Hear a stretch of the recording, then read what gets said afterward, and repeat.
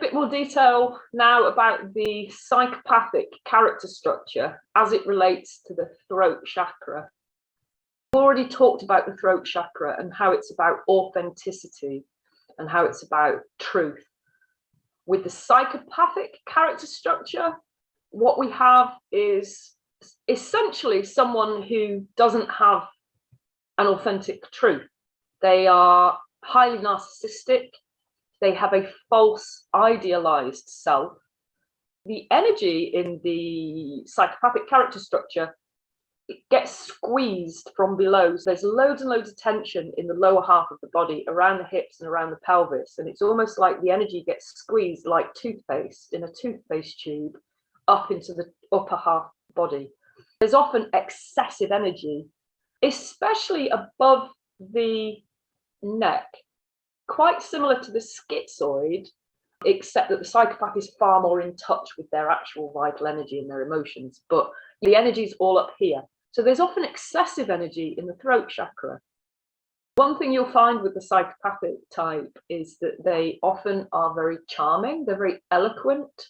They can use the throat chakra and the charisma that often comes from the throat chakra to seduce and control. It's not authentic charisma because the throat isn't actually connected with the lower half of the body. It's not about the charisma of authenticity, it's the charisma of the charmer and the seducer and the manipulator.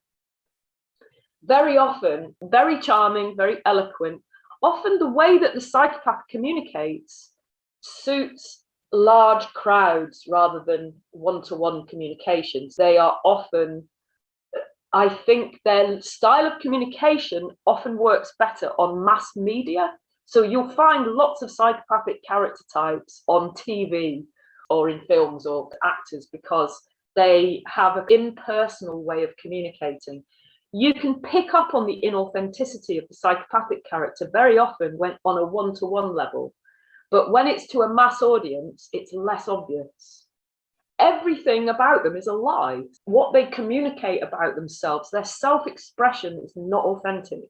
In that respect, the core issue for the psychopath is the throat chakra. I would also say, actually, that it relates to the brow because the self-image is also false. It's not a genuine, authentic self-image. The image that they have of themselves is not based on reality. It's based upon an idealized self. The childhood of the psychopathic character structure very often includes highly manipulative parents. The child is used by the parents. The parents are often narcissists themselves. So when the child behaves in a way that the parent approves of, that approval comes from the child behaving in a way that makes the parent feel good. Then they are loved, and when they don't live up to that standard that the parent sets for them, they're rejected and they're often humiliated by the parent. That's a strong theme in the psychopathic character's childhood, is humiliation. The parent can spot the child's weaknesses and they will exploit those weaknesses, like a narcissist does with people. The child is often used as a pawn in the psychological game playing that goes on between the parents. Very often there's a difficult parental relationship and the child gets involved in that in some way and is used in some way as a weapon between the parents. In all of these situations, what's missing is a recognition and validation of the child's core self and core feelings. Because the parents impose upon the child an idealized version of themselves that they must live up to in order to get approval, the child then goes into adulthood with a false self. The message that they give is, I will only be loved and I will only be saved if I live up to this idealized image.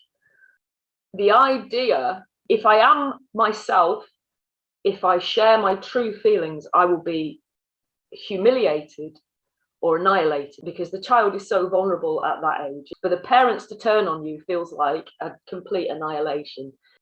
They hide their core selves and their true selves from themselves and from others. They just don't know how to be authentic. And so they go into adulthood with the core belief, I must be in control. They go into adulthood with a determination never to be humiliated again, never to allow themselves to be vulnerable again.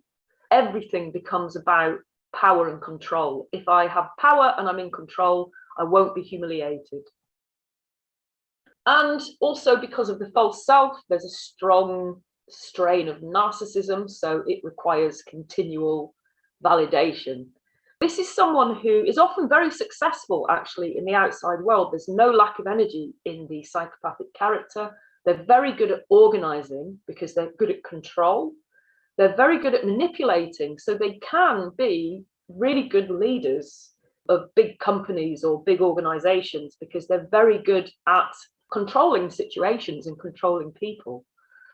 In relationships, partners will be chosen because they validate the ego of the psychopathic character type. They're not chosen through love or desire. They're chosen for ego validation. There's a lot of numbness in the psychopathic character, both physically and emotionally. There will be lots of risk-taking and reckless behavior. This is someone who likes to generate a lot of drama in their lives, and especially in their personal lives. It's almost as if extreme situations counterbalance the numbness that they feel inside. So this is often a risk taker. They're often very hedonistic too. In relationships, often they are able to project quite a lot of sexual charisma because they take the energy of the lower half body and they use it. It's controlled by the will. They're not like the schizoid where they're just not in touch with their life force and their feelings. They are in touch with their life force and their feelings, but they don't express it, and it's completely controlled by the will, and it's used to project. So they often project quite a powerful energy, and they often have quite a lot of sexual charisma. But like everything else about them, it's a little bit fake because below the waist, there's so much constriction that they're actually quite numb below the waist.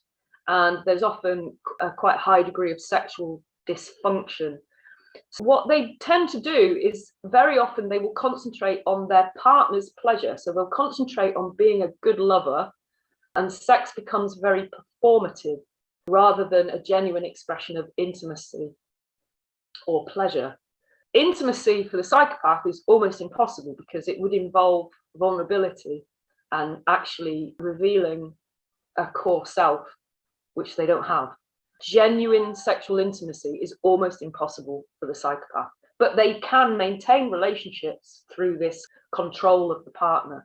Very often they'll be attracted, or they'll need somebody like the oral character structure because they need someone that they can manipulate and who can become dependent on them so that they're in control. The healthy aspect of the psychopathic character is they can be amazing leaders. When they have healed somewhat and have gone through some form of transformation, the heart opens.